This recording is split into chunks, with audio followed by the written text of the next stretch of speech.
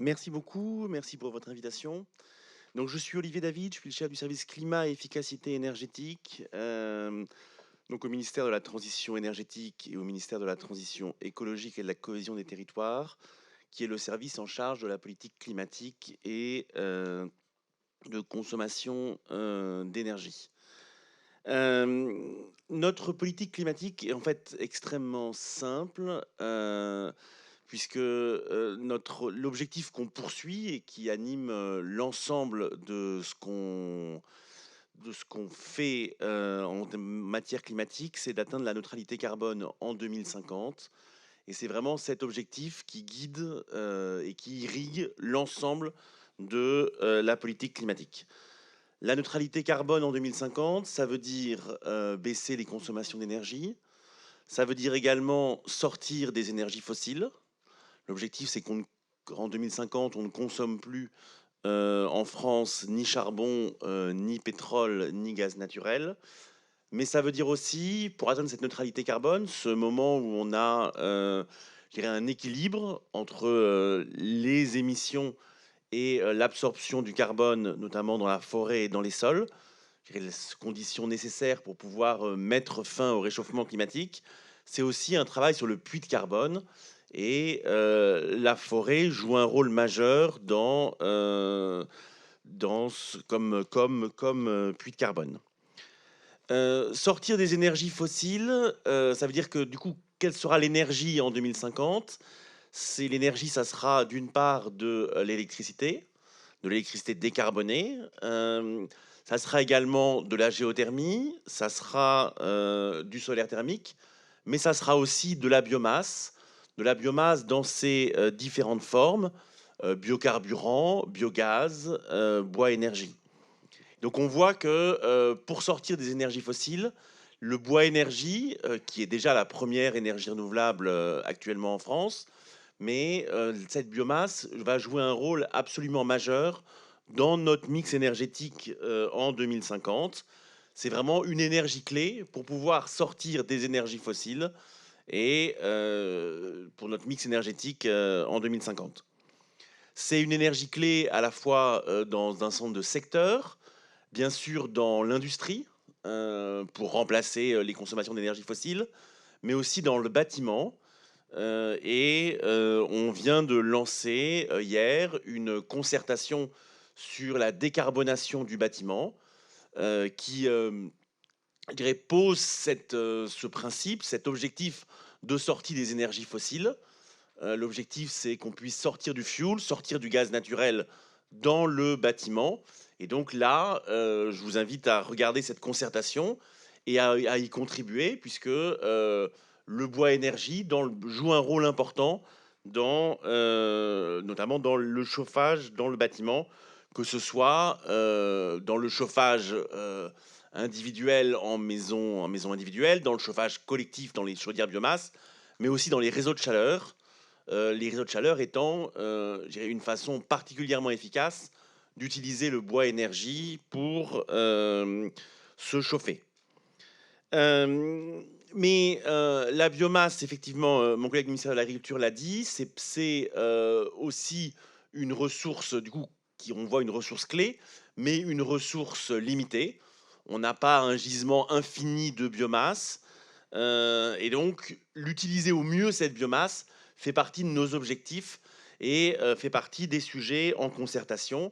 Je dirais la pire utilisation de la biomasse, c'est de la biomasse pour produire de l'électricité sans cogénération.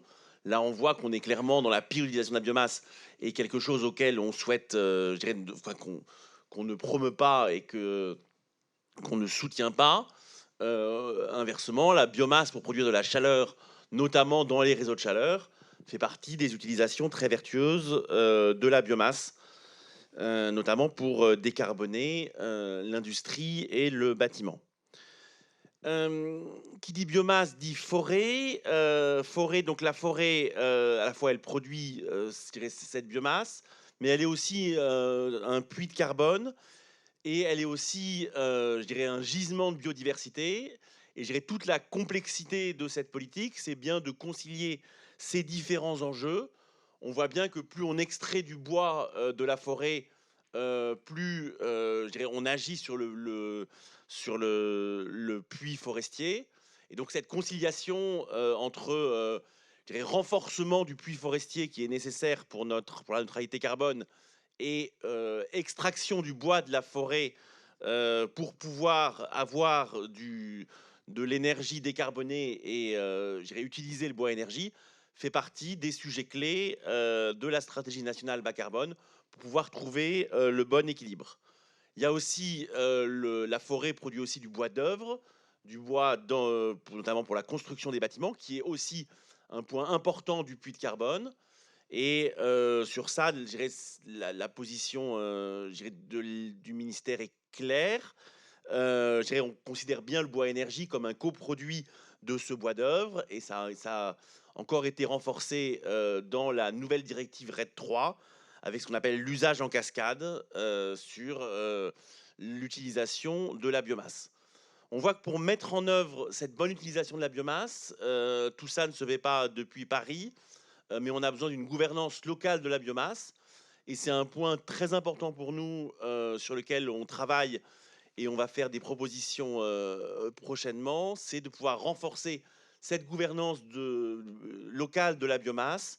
L'idée, c'est bien sûr de s'appuyer sur ce qui a été déjà fait, sur les cellules biomasse, qui sont je dirais, le lieu au niveau local où on peut discuter de ces enjeux de biomasse. Mais je dirais cette gouvernance de la biomasse est pour nous un sujet important. Euh, Quand on dit bois énergie, on a aussi toute une série de dispositifs de soutien pour utiliser le bois énergie.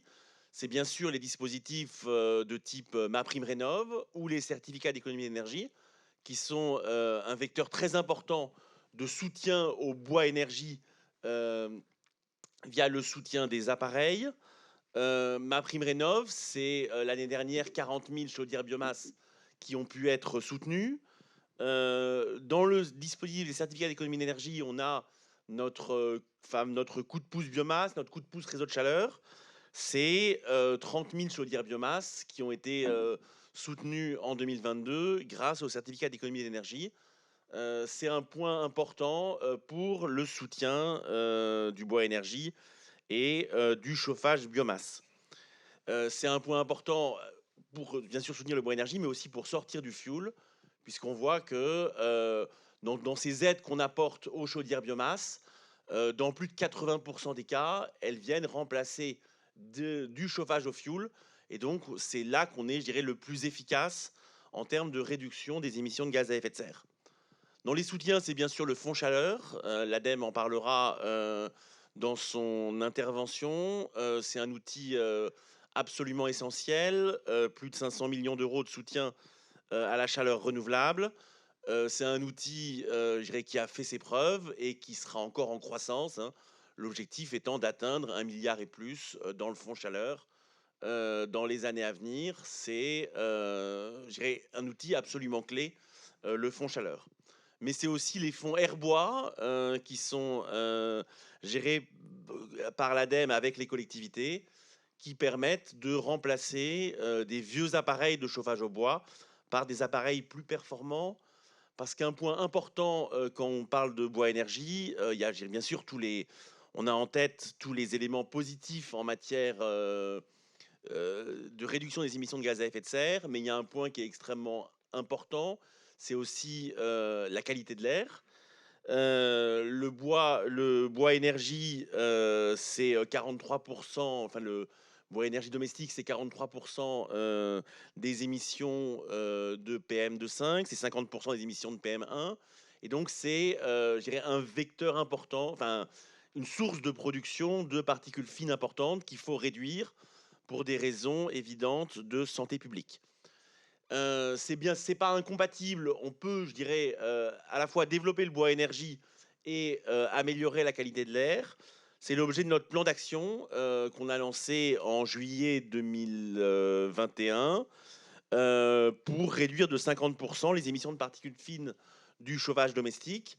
C'est un plan qui est en cours de mise en œuvre et qui porte ses fruits avec un volet à la fois sur la performance des appareils, un volet important sur la qualité du bois, avec des textes réglementaires qui ont été publiés et qui rentrent en vigueur progressivement, avec une échéance importante en septembre 2023 sur la qualité du bois qui est mis sur le marché, et un volet important sur les pratiques d'utilisation, parce que je dirais, pour améliorer la qualité de l'air, réduire les émissions de particules dans l'utilisation du bois énergie, il y a les appareils, la qualité du bois, mais il y a aussi la façon dont on l'utilise. Et donc, on a tout un volet d'incitation, de communication, avec une campagne lancée par l'ADEME qui sera, je dirais, prolongée, qui est une campagne pluriannuelle, qui est un sujet extrêmement important pour pouvoir améliorer les pratiques, et un certain nombre d'actions aussi menées par les professionnels, par les vendeurs de bois, d'information des particuliers sur l'utilisation du bois énergie. Euh, et bien sûr, dans les zones je dirais, là où les problématiques de qualité de l'air sont les plus de pollution en particules sont les plus importantes, l'objectif prioritaire, c'est bien de remplacer les vieux appareils de chauffage au bois par des appareils plus performants. On peut réduire de façon extrêmement significative les émissions de particules en améliorant la qualité des appareils. Autre sujet, je dirais, plus problématique sur le bois énergie, c'est bien sûr la durabilité de la biomasse, la préservation de la biodiversité. Là encore, il n'y a pas incompatibilité. On peut, je dirais, promouvoir le bois énergie et, je dirais, protéger la biodiversité.